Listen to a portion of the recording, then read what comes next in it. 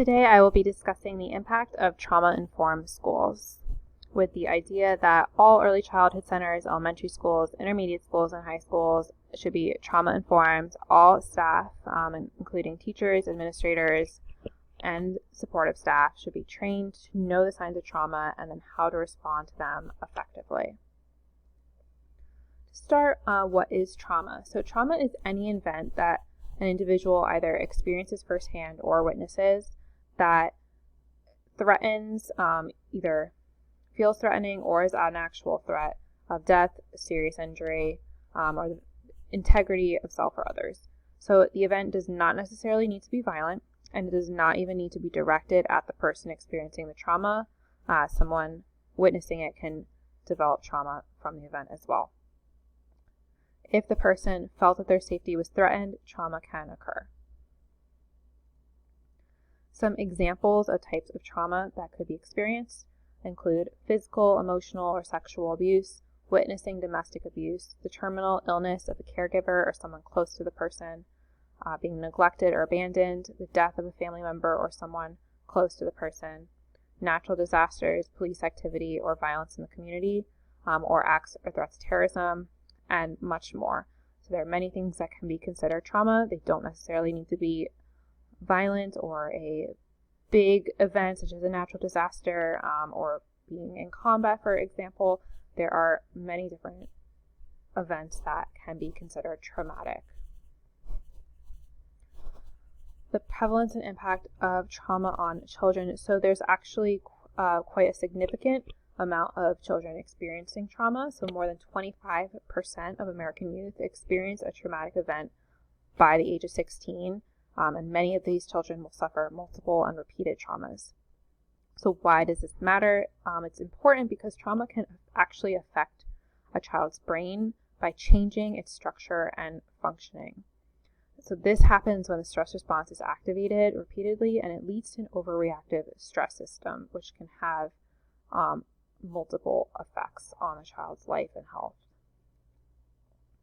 So some signs of trauma that can be seen in children include fear, anger, withdrawal, difficulty with concentrating, complaining of digestive problems, nightmares, being diagnosed with disorders such as attention deficit disorder, oppositional defiant disorder, and conduct disorder, observing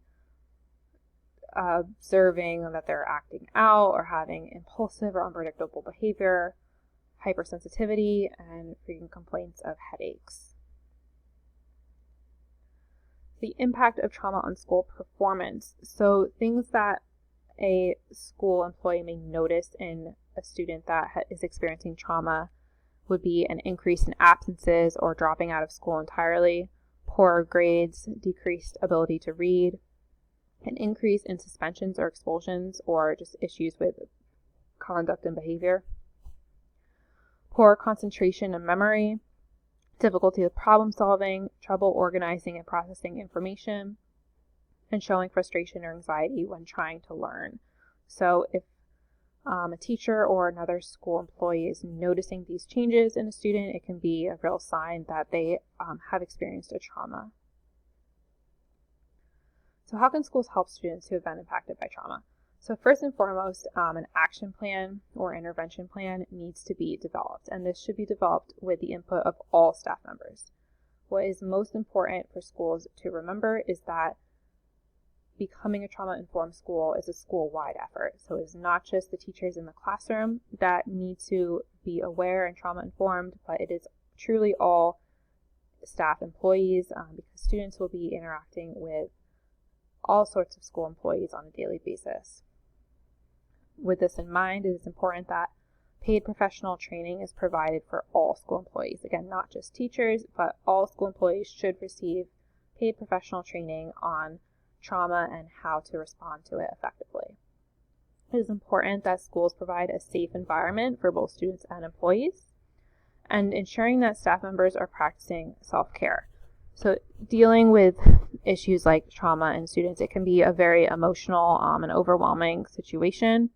It's important that staff members are taking care of themselves and practicing self-care so that they can be their best to help the students in need. Building strong relationships with students and their families is very important.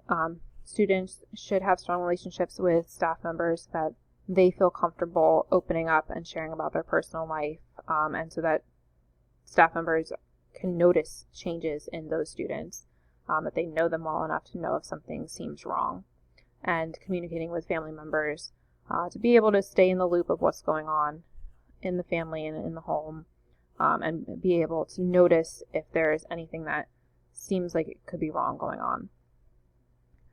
And then it's also important that part of the action plan involves referring students who are showing signs of trauma to the school psychologist or counselor when those signs are observed, so that that student can be further assessed for trauma and be provided help from someone who has that mental health background. Teachers are in a special position to help intervene and notice signs of trauma because of how much day-to-day contact they have with students. So some things that teachers should do if they're noticing signs of trauma and to just help their students in general would first and foremost be to build strong relationships with students so that your students feel comfortable speaking with them and that teachers can notice quickly if there's any change in their students in behavior and performance, or just any other noticeable changes. Creating a safe and supportive classroom environment. This is very important. Many times students who are undergoing trauma, especially repeated trauma, one of the only places that they might feel safe is in their classroom. So having this supportive environment can really help to give them a break from what's going on in their personal life. Being flexible with assignments whenever possible is helpful so that students are not being punished for a trauma that is outside of their control. This is something that, it impacts every part of their life and they're struggling with. So flexibility on assignments to just provide that support and still help them to be able to meet the academic goals and expectations, but be more understanding and flexible with them as they're going through this difficult time. Observing student behavior. This should take place on a routine basis.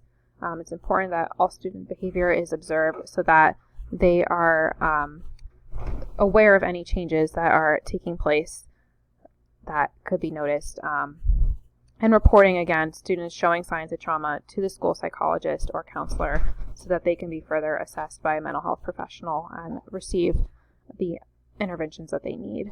And again, to create trusting relationships with the families is always important to have that open communication about what is going on in the classroom as well as the home.